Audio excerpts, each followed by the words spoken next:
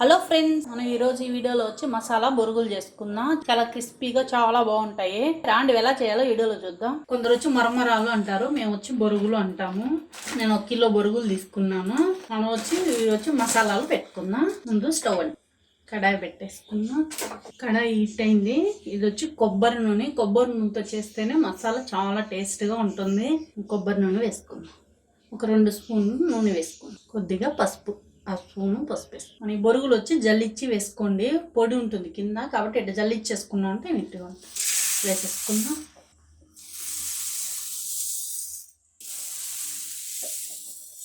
ఇప్పుడు మనం వేయించుకుందాం. మంట వచ్చి హైలోనే పెట్టుకోండి. స్టవ్ అయితే తగ్గించద్దండి. హైలో పెట్టుకుంటేనే మనకు బాగా బొరుగులు అనేది బాగా వేగుతాయి.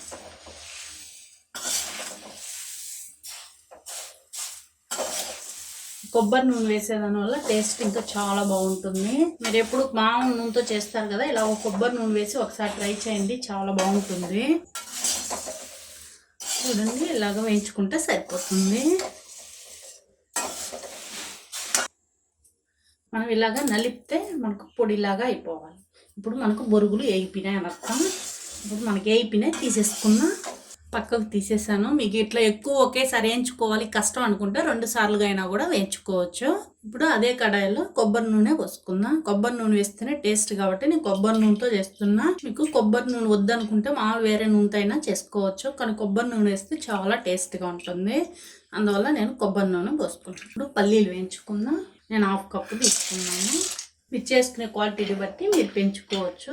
నాకు 100 గ్రాములు పల్లీలు. ఇలాగా పొగ వస్తుంది కొబ్బరి నూనె అయితే. కొంచెం మనం మంట తగ్గించుకున్నాం. పల్లీలు మనకు బాగా వేగితేనే క్రంచీగా బాగుంటాయి. ఈ బొరుగులు వచ్చి మన బొరుగుల్లో ఈ పల్లీలు అన్నీ వేసేదాని వల్ల మనకు 10 రోజులు నిల్వ ఉంటాయి. అందువల్ల వచ్చి తక్కువ మంట మీద బాగా వేయించుకోండి పల్లీలు. మనకు పల్లీలు వేగిపోయినాయి, తీసేస్తా.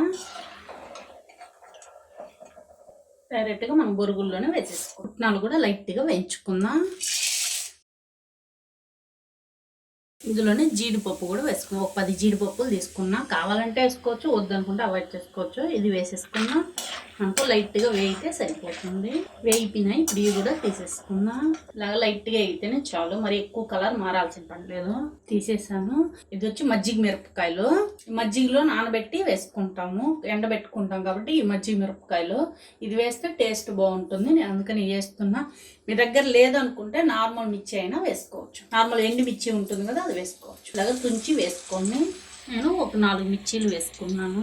అలాగనే ఒక 5 పాయలు వచ్చి వెల్లుల్లిపాయలు దంచి వేసుకున్నాను. కచ్చాపచ్చా దంచి వేసేసుకుంటే. కరివేపాకు ఒక 2 రెమ్మలు. మజ్జిగ మిరపకాయలు అనేది ఎక్కడైనా దొరుకుతాయి షాపుల్లో. ఇట్లా మీడియంగానే పెట్టి, ఎక్కువ పెడితే పొగ వచ్చేస్తుంది. మనకు రెడీ అయిపోయింది. స్టవ్ కట్టేస్తాం. ఇది కూడా బొరుగుల్లోనే వేసేస్తాం. చూడండి, అన్నీ తీసేసుకున్నాం. ఇప్పుడు ఇందులో కారం, టేస్ట్కి తగినంత కారం వేసుకోండి. అంతా ఆల్రెడీ మనకు బొరుగుల్లో ఉప్పు ఉంటుంది, చూసి తక్కువ వేసుకోండి. ఇప్పుడు ఇవన్నీ ఒకసారి కలిపేసుకుందాం.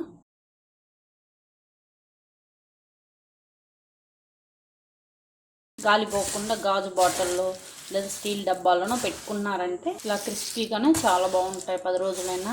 అన్నీ కలిపేసుకున్నాం. చూడండి, మనకు మసాలా బొరుగులు అయితే రెడీ అయిపోయినాయి. కొబ్బరి నూనె స్మెల్ అంతా కూడా ఏమి రాదు. ఈ వీడియో నచ్చింది అనుకుంటున్నా. నచ్చితే లైక్ చేయండి, ఫ్రెండ్స్కి అంతా షేర్ చేయండి. మర్చిపోకుండా నా ఛానల్ సబ్స్క్రైబ్ చేసుకోండి. Bye friends. హలో ఫ్రెండ్స్, మీరు ఇంకా నా ఛానల్ సబ్స్క్రైబ్ చేసుకోలేదా? అయితే సబ్స్క్రైబ్ చేసుకోండి ఫ్రెండ్స్. అలాగానే బెల్ బటన్ క్లిక్ చేసుకోండి. అప్పుడే మా వీడియో మీరు రోజు చూడొచ్చు.